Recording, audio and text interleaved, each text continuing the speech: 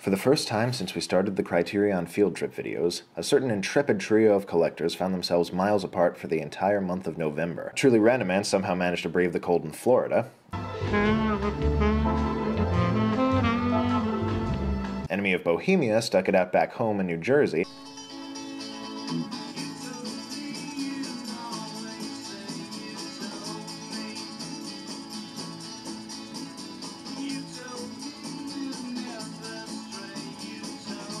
And I, thanks to a series of very interesting, if convoluted factors, ended up in the deep south, namely Alabama, in the land of cotton. Oh, see? There's the cotton right there. However, I wasn't about to let that stop me from taking advantage of the good old Barnes & Noble Criterion sale, or maybe I was, considering that the closest store to me was in Pensacola. However, with a little convincing, I managed to get my southern roommates to take the trek with me, after I sweetened the deal with an IMAX trip to see Interstellar. So we hopped into the car, crossed Mobile Bay, and ended up at a lovely little restaurant in Pensacola named McGuire's. Seriously, if you're ever in the area, or even close to it, stop by. It's absolutely amazing food. After eating our fill, the lovely soft glow of the B&N store sign came into glorious view. However, there was a catch. We had less than an hour to get in and out of the store, and as most of you probably know, my decision-making process tends to look like this most of the time. But thankfully, due to the store's selection and the very friendly cashier who let me use one of her 30% off coupons, I was able to get what I needed in record time. Well, what did I get, you ask? Funny you should mention that. So what did I get at the sale? Well, a few different things.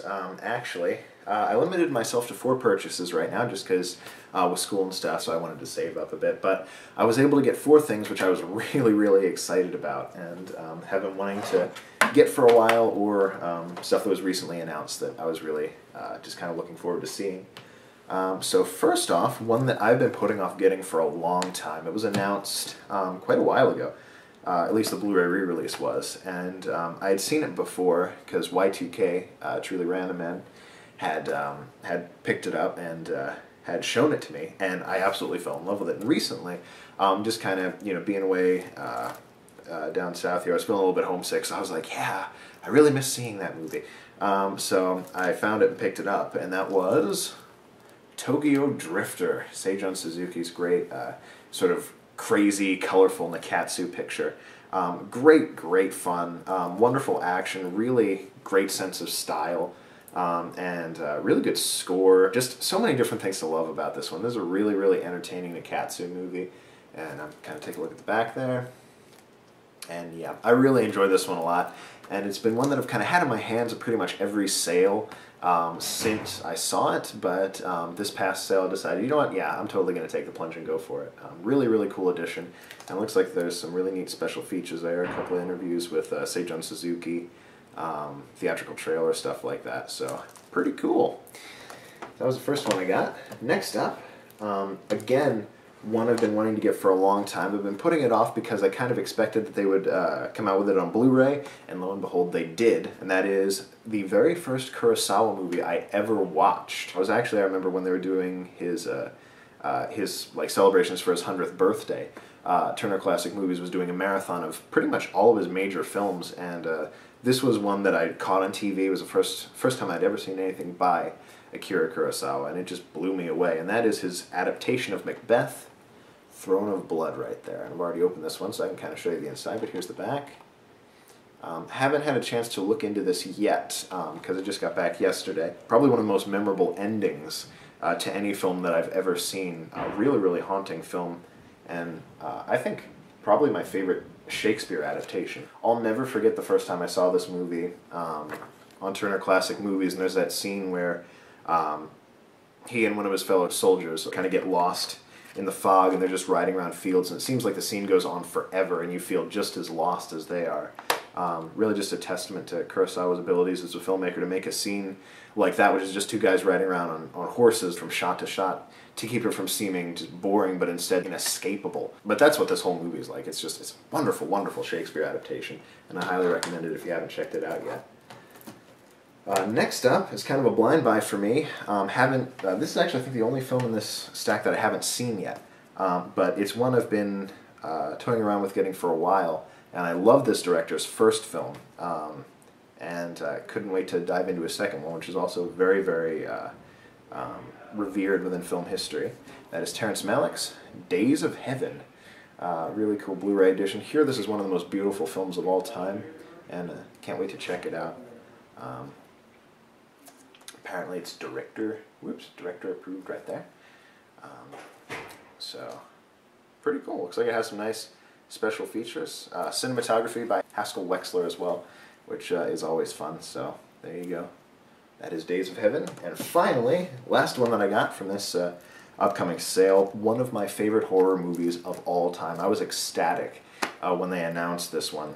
As you all know, I think I have it up here actually. Yeah. My favorite horror movie of all time is a really, really great picture from 1963. It's Robert Wise's adaptation of Shirley Jackson's The Haunting. Such a classy, wonderful haunted house movie. It's just really reserved, really scary. Leaves a lot to the imagination, but it's still like a really great cinematic experience. There's still a lot of memorable visuals, but it leaves enough to your imagination to where you kind of create the fear and the paranoia yourself. I think it's a perfect example of a horror film, and it's my personal favorite. But if there's one movie that kind of rivals it, and it's kind of like a sister film in a way to The Haunting, it's this one, which is directed by Jack Clayton from 1961. Actually predates The Haunting.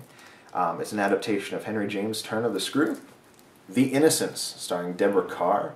I think Peter Wyngarde has a small role in it, and also the little kid from Village of the Damned, who played one of the alien children, is really effectively creepy in this. One of the most disturbing concepts for a horror movie I've ever seen. I don't want to tell you what it is, because that would spoil it.